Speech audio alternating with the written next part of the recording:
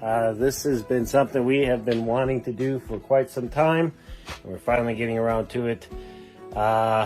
This is our EcoTemp instant hot water heater, and we are getting rid of it. So this is an FVI 12 LP instant hot water heater, and we've had this now I think for 3 years. One of the challenges that we have with this water heater is that in order to change the temperature, it is manual, meaning that we have to come over here and manually adjust the gas intake, which will then increase or decrease the temperature of the water. Now, the reason we would need to do that is because the temperature of the water coming in is going to be colder or hotter than the water was when we originally set the temperature. The problem with that is that, you know, if we go to take a shower and this thing's only reading 100 degrees, then we have to come over here, we have to increase the flame. Flip side, if it's reading 105 or 110, we got to come over here and manually change it. We don't want to do that anymore. What we really want is a water heater that will maintain a specific temperature regardless of what the temperature of the water coming in is. The only way for us to do that is to upgrade to a hot water heater that has an automatic thermometer or automatic temperature gauge, right? So it will, what we were looking for was a system that would just always maintain 105 degrees no matter what the input water was. Well, we found a solution for that. So this is the ThermoMate CZ422LP, and this hot water heater does exactly what we needed to do. We can set the temperature and just walk away and leave it, and no matter what the temperature of water coming in, it will always maintain that temperature. That's going to be helpful for us for a number of different reasons, but for the biggest reason is it's going to prevent us from having to stop what we're doing, come in here, and then manually change the temperature of the water. So we're really looking forward to getting this thing installed and seeing if it's going to solve our problems. Now, we do not want to just get rid of this. We are going to hold on to this because we do have plans for it at a later date. So what we're going to do is we're going to go ahead and disassemble this thing, pull it down, and then we're going to make sure that it's all, that there's no water in it, and we're going to go and store it in our storage building until we get ready to use it. So the first thing I'm going to do is just disassemble this.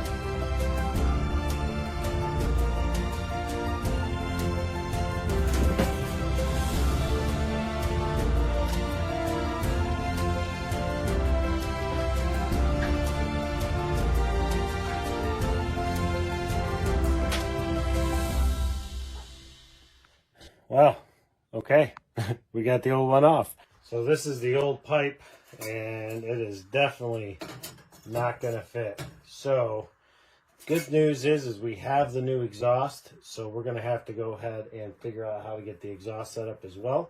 All right, so I've got the new ThermoMate prepped and ready to go. I had to add this coupler with these threads so that I could screw in using the using my existing parts. So I had to do it on both the outlet and the inlet because the threads that come out are 3/4 MPT.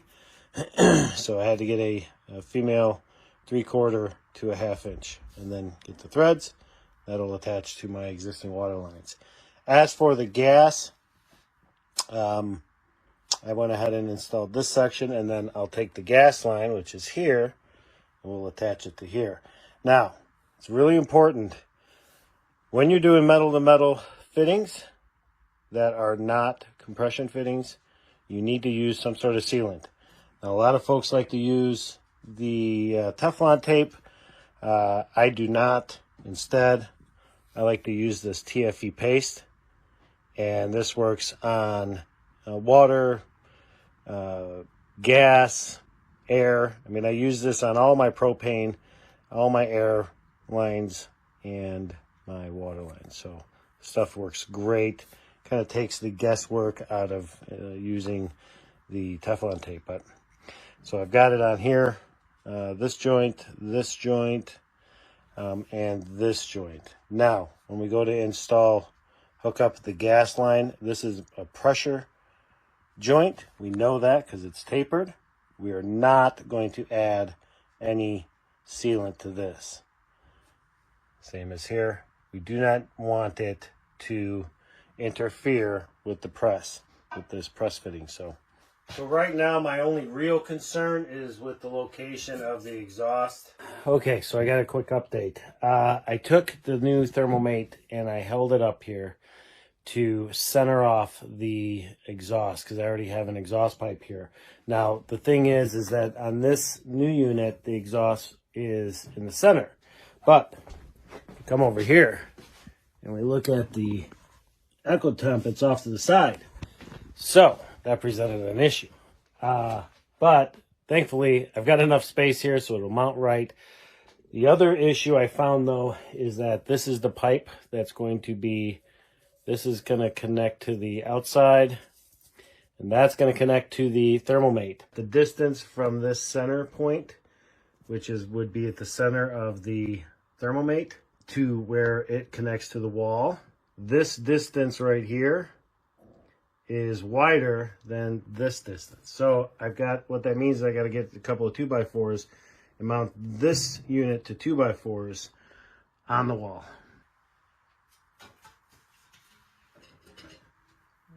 So now I need to get a measurement. I'm going to take it and I'm going to hold it up and get it. And all I need you to do is keep your hand down here and just keep the tension. Okay.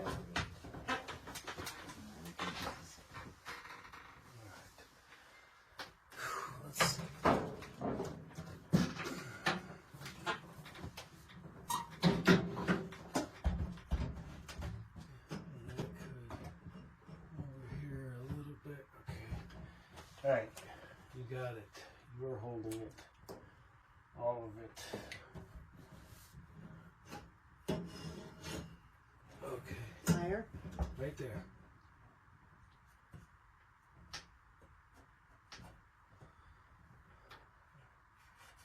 See, this would be much easier if we were mounting this like on another wall and then sending the exhaust over.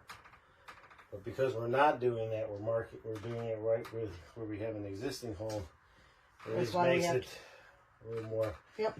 And this is going to be butted up, like literally right next to this. So I have to make sure I photograph any labels on that side because we're not going to be able to see them once it's mounted. Yep. Okay, but that's fine.